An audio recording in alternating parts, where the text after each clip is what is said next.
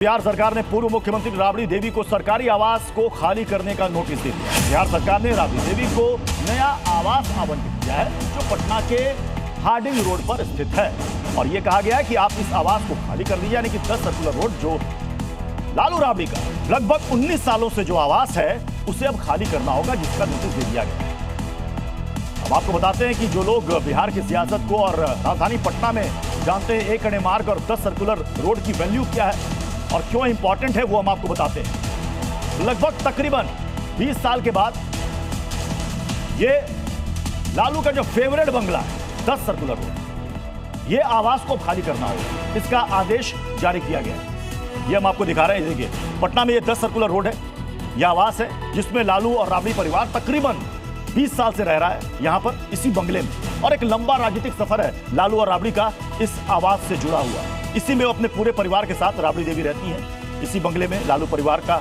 एक लंबा राजनीतिक सफर जो हमने आपको बताया। राबड़ी देवी के नाम पर ये 2006 में जनवरी के महीने में यह अलॉट हुआ था। लालू परिवार 2006 में इस बंगले में शिफ्ट हुआ था और तब से यहां पर रह रहा है।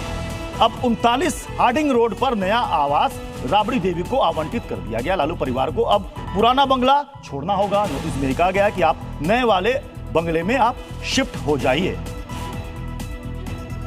तो बिहार के पूर्व मुख्यमंत्री राबड़ी देवी को अपना पुराना सरकारी आवास खाली करना पड़ेगा, लेकिन इस पर रोनी आचार्य लालू प्रसाद यादव की जो बेटी है वो भड़क गई हैं। उनकी तरफ से एक्स पर पोस्ट आया है, वो क्या लिख रही हैं वो भी हम आपको दिखाते हैं।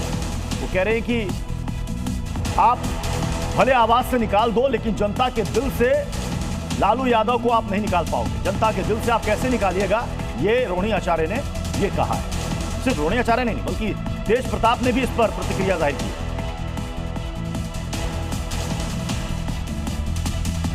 तो बंगला छोड़ने का नोटिस रोनी आचार्य का बयान जो आया है वो हम आपको दिखाते हैं। ये देखिए, ये करोड़ों लोगों के मसीहा लालू प्रसाद यादव का अपमान है, ये कह रही हैं रोनी आचार्य। लालू का अपमान सुशासन बाबू की पहली प्राथमिकता, यानी कि रोनी आचार्य के निशाने पर नीतीश कुमार है। घर से निकाल देंगे, जनता के दिल से आप कैसे निकालेंगे, ये कह रही है रोनी आचार्य।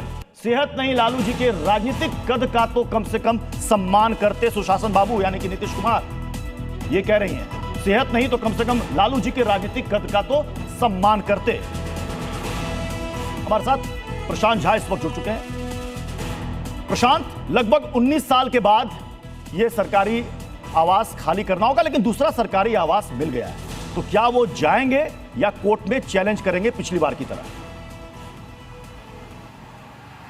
देखिए प्रत्युष, पहले आपको बंगला दिखा देते हैं। यही वो बंगला है जो 10 सर्कुलर रोड के नाम से जाना जाता है, और इस बंगले की खासियत ये है कि लगभग 2.25 एकड़ में ये पूरा बंगला फैला हुआ है।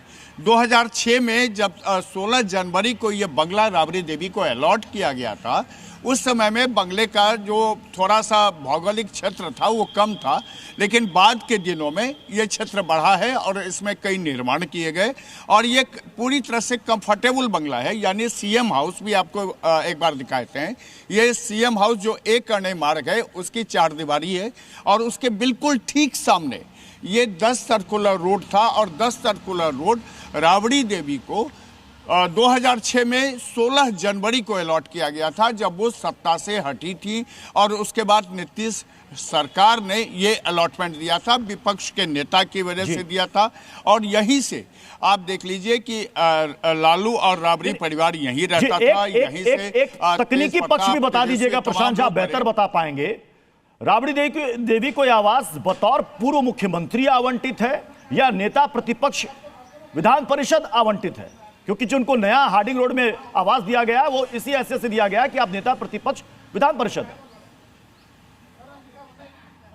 बिल्कुल प्रत्युष, मैं आपको बता देता हूं, समझिए इस बात को कि 2006 में जब ये सत्ता से हटाई गई थी, उस समय में पूर्व मुख्यमंत्री के साथ साथ विपक्ष के नेता के रूप में ये बंगला इनको अलॉट किया गया था। लेकिन बाद के दिनों में जब सुप्रीम कोर्ट का ये फैसला हो गया कि किसी भी पूर्व मुख्यमंत्री को बंगला नहीं मिल सकता है, उसके बाद यह बंगला उनको विपक्ष के नेता के रूप में अलॉट किया गया और ये बंगला तब से यहाँ पर कंटिन्यू रहा है। लेकिन इस बार जैसे ही सरकार बदली है, सरकार ने ये कहा है कि चूंकि राबड़ी देवी अब यहाँ पर विधान परिषद के प्रतिपक्ष की नेता हैं, तो उनके लिए 39 हार्डिंग रोड का जो बंगला है वो कर्णांकित किया गया है और वही वहीं उनको जाना पड़ेगा। और ये बंगला अब यहाँ पर जो सेंट्रल पूल का बंगला है, ये सेंट्रल पूल के बंगले किसी बड़े मंत्री को दिया जा सकता है या फिर बड़े अधिकारी को या फिर जज ये को भी देखना पड़ेगा कि 10 सर्कुलर रोड किसको आवंटित होता है, किस मंत्री को ये आवंटित होता है। बहुत बहुत शुक्रिया प्रशांत इस पूरी जानकारी के लिए।